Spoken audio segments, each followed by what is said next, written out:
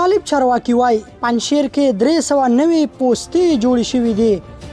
د پنجشیر والي محمد آغا حکیم زیاتوي چې اوس مهال هم په دغه ولایت کې 10,000 ځواکونه د امنیت پر ټینګښت بوخت دي.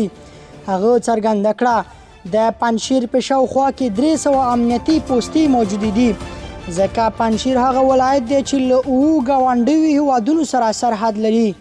د پنجشیر والی د خپلو خبرو په یو برخه کې ټینګار کوي چې هڅه کوي په دغه ولایت کې پر پوستو د ښوونځیو د بدلیدو مخه ونیول شي.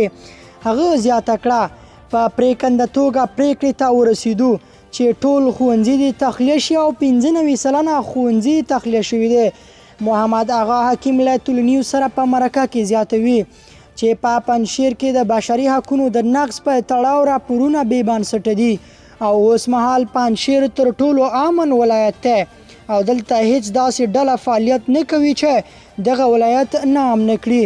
محمد حکیم له هغو کسانو چې د اسلامي امارت له بیا راتګ وروسته له پنجشیره تللي غواړي چې بیرته دغه ولایت ته راشي.